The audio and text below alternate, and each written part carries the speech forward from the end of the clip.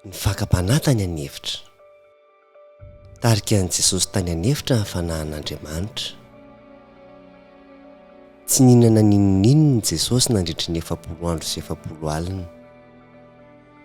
Taorian'izany dia noana izy ka nanatona haka fanahy azy Satana. Dia nanehoany vato izy ka nanao hoe: raha zanak'Andriamanitra ianao dia teneno tonga mofo reto vato reto. Nampiasa ny tenin'Andriamanitra Jesosy mba hamalina ny Satana. Ka hoy izy: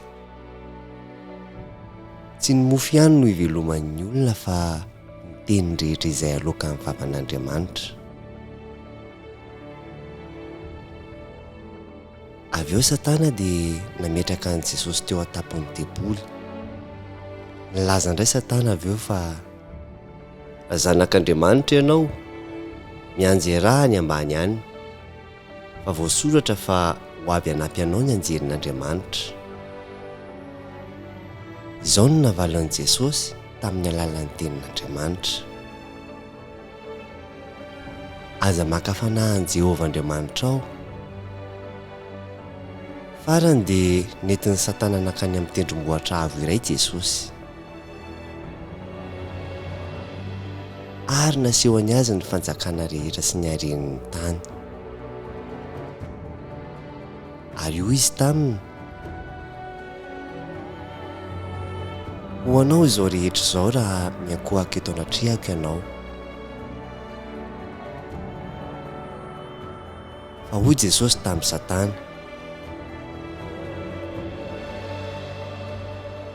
mandeha any ianao,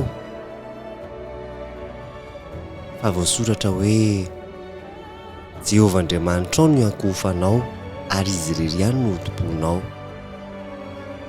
Dia lasa Satana ary nisy anjely nanatona an'i Jesosy ka nanompo azy. Nosedrainy Jesosy nefa tsy nanoto na indray mandeha aza.